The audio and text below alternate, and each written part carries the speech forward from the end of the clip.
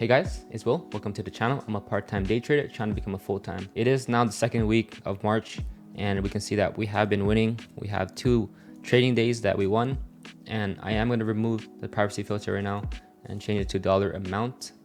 And we can see here I am up $45. I'm pretty happy for now. My trade win percentage is 100%.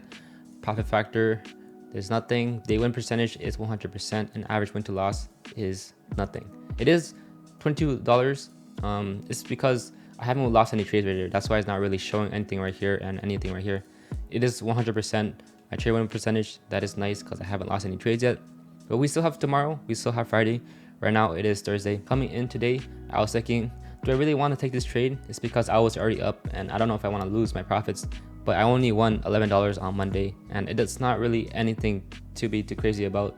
And I can't be scared of taking setups. If there's a trade, if there's a setup that I have to take, if there's a quality setup, A+ setup, I have to take it. I can't be scared of losing money. I can't be scared of taking trades, or else I wouldn't have been in this position of winning this trade today. And tomorrow, I'm not sure if I'll take a trade, but potentially I might. I already won 2 good trades this week, so I could leave it on a good note like that. I could always just downsize, but for now, I am green for this week. For Monday, I did win 16%, which was $11. Wasn't anything too crazy. It was a put position on the QQQ, and I'll show you guys my notebook. I'll first show you guys the 30-minute chart on the QQQ and show you guys what I was looking for. We can see that previous day lows was the 480.50, which that was the Friday. We also see that the zone is right here on Friday, and the biggest play that I will be very confident on will be a break retest of the levels. So if it breaks above this zone right here, the 492, and it gives you a retest, and I'll take it for a long.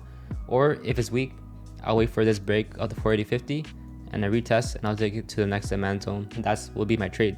Those are my 2 big plays that I'll be looking for. These other levels right here, these are still minor levels in the bigger time frame. Even though it's not too clear on these levels, I'll show you guys in the bigger time frame.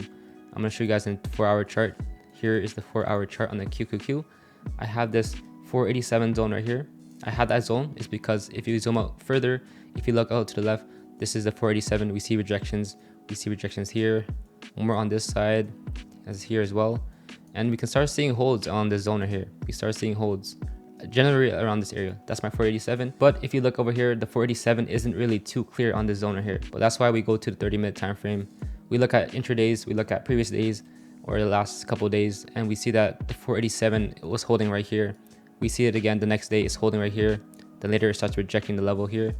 The next day it rejects again on this zone here.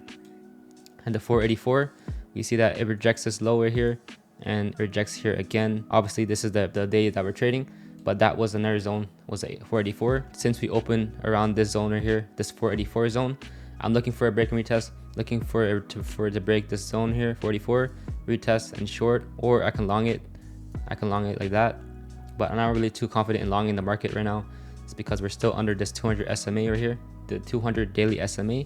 I can still long the markets, but I'm not too confident in that right now. And there was actually pretty good plays this week that I did not take, even though it was a good long entry, and I'll show you guys that later. Looking for the break and retest like I always do. That's my strategy, and I am going to go to the 2-minute time frame. I look at the 2 minutes of 4 charts. I look for the QQQ, look for the SPY, I look for the NASDAQ and the ES. I look at 2 futures and I look at 2 indices. We open up between the 480.50 and the 484, but I don't take any trades there. I don't take any trades because I want to see an intraday break and retest. It doesn't matter if it happened in the pre-market. I want to see a proper break and retest. If it does retest a level, I want to see multiple rejections and then I'll take it, or a false breakout. We can see that it did test the zone right here, that 484, but I generally don't like taking that. It did retest a level, but I'm not really too confident in that trade. I was looking for the previous day lows, which was the 480.50. It finally broke down and it started giving you retests, and that's when you take the trade there until the next demand zone, which is the 477. We're seeing in the market there's more volatility.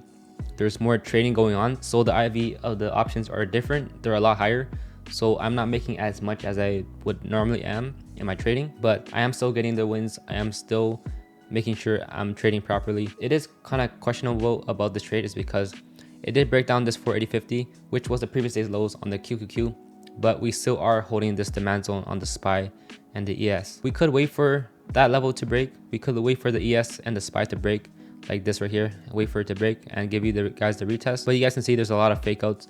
It doesn't really get to this demand zone until it keeps breaking down later at day, and then it finally goes all the way down around 2 p.m. I did wait for a previous day low break, which was the 480.50, and then I did wait for the retest, and I took it down close to the 565, and that's when I took my profits.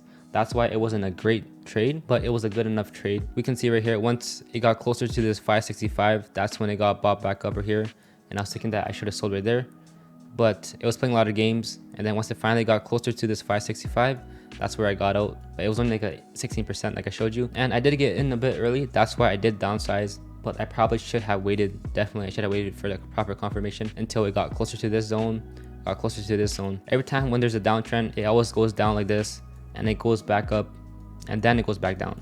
But we can see here, if I look at the SPY right here, it goes down, and my entry was right here. It didn't really give you that uptrend. It didn't really bounce up right there, and that's why I should have waited a bit. And the bounce was this candles right here, these candles, and that was when it retested the QQQ more properly. It gave me a better risk, and that's when I should take my entry. I'll show you guys a live trade now, and then I'll break down the next days. Order filled.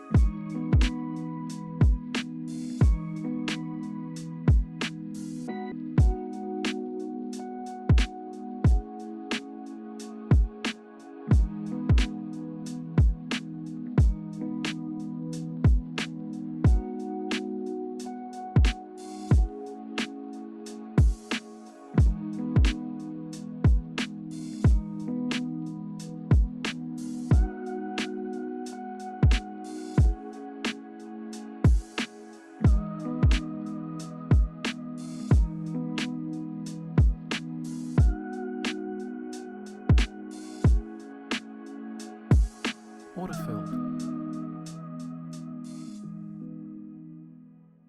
Now going into Tuesday, this was the 30-minute charts of the QQQ. We can see the previous day low now is the 468. And since we open around this zone here, what I'm looking for is a break and retest.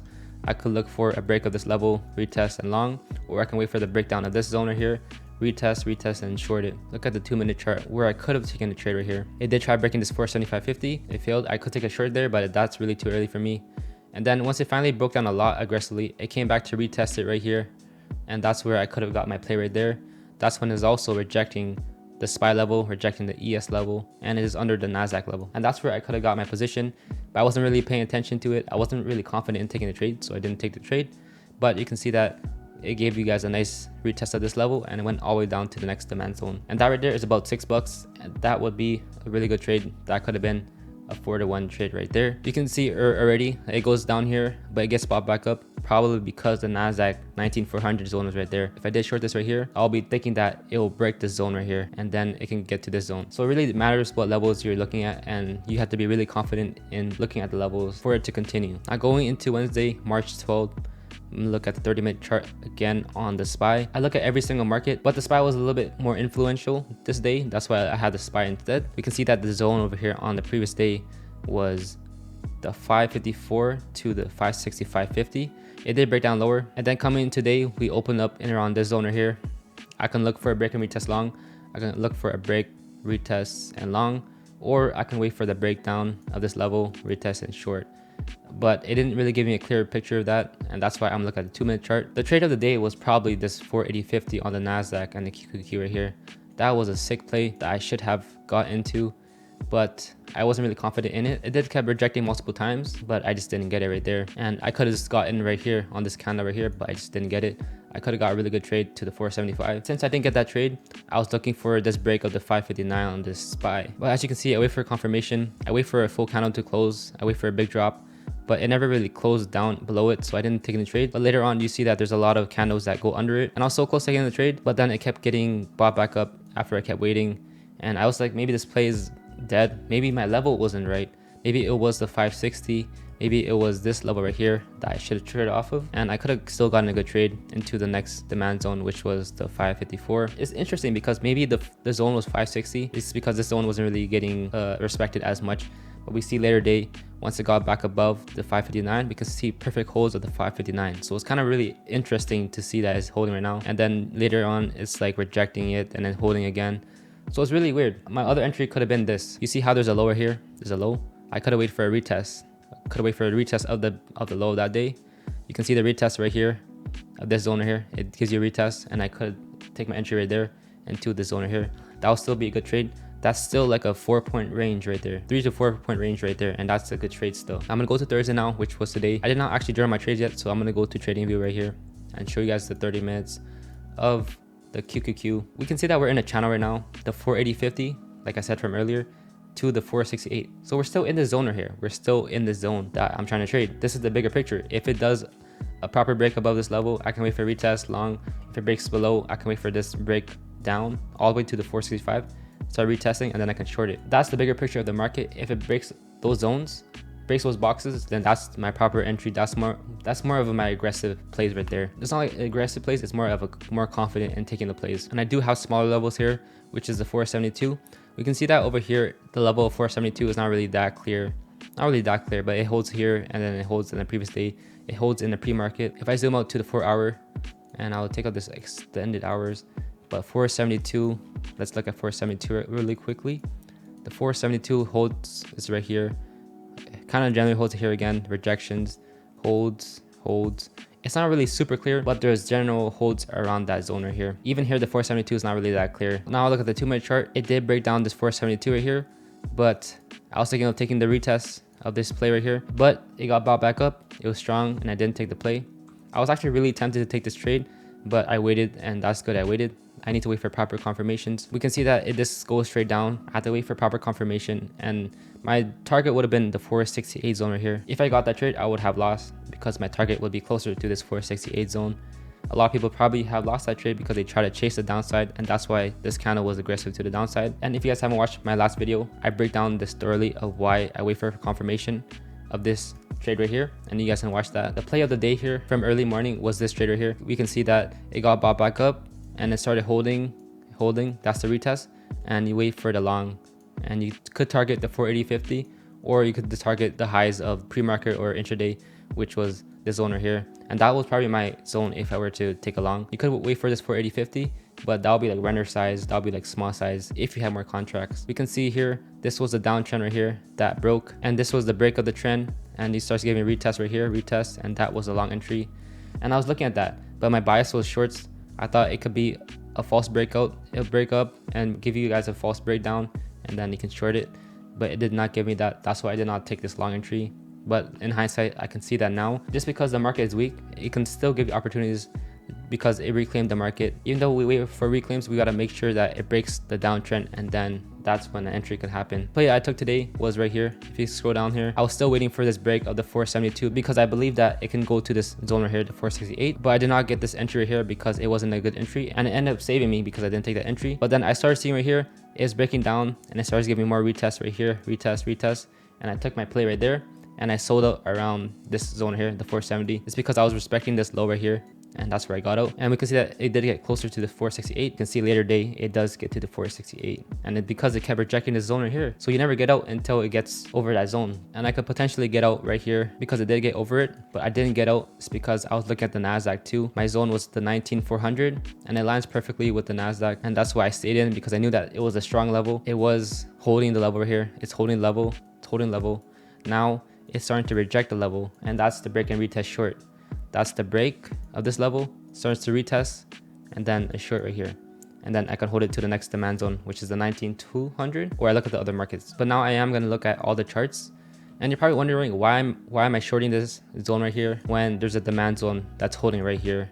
It doesn't make sense, right? The ES has a zone right here, and I believe that if it did break down, if the QQQ did break down, it can get to this zone, and that's when the ES will get to this zone right here. Even though I say I want all the markets to align, if a market is weak, then I'll take the trade. I don't take the trade on the SPY because we can see that it's still holding the zone. You could wait for the SPY to break down. You could wait for this retest, but we can see right here it's getting bought back a lot up here, and it's probably because the ES is holding right here. That's why I did wait for this QQQ to break, and that's why I traded the QQQ. I could have traded the SPY when I saw this QQQ breaking, but it was really hard to trade off of that because I wouldn't have get a good risk reward on that. That's why I took the QQQ instead. And since I knew that this ES here was a zone, it could get bought back anywhere. It could get bought back over here, up here, who knows. That's why I did sell over here. That's why when it got to the 470 level, I did sell at the low. It's because I don't know where it can get bought back up. You can see here it gets bought back up here randomly. It's probably because the ES is strong. Even though it was strong, it never got back above the 472. So you could have stayed in the trade, but you would have to wait for like 2 hours for it to get to this zone right here. If you had runner size, then yes, it makes sense that you can hold runners to that zone right there. A lot of the times I believe that it could get to the next zone, but I don't hold. It's because I don't have runners. I don't have runners like that, so I don't want to hold so long, because sometimes it doesn't actually get to that zone, and I probably would lose my profits if I don't get out. And since I got out at the 470, I could have gotten more profits if I waited a little longer, but I had a target. I either had the 468 or I had this low right here, and I chose to get to the low, and that's where I got out. I still got a good percentage. I got 35%. Without further ado, I'll show you guys the live trade. And what I like to say in every single one of my videos, how you do one thing is how you do everything. Keep staying disciplined, keep staying consistent, and let's just get 1% better every day. And I'll see you in the next one. Autofill.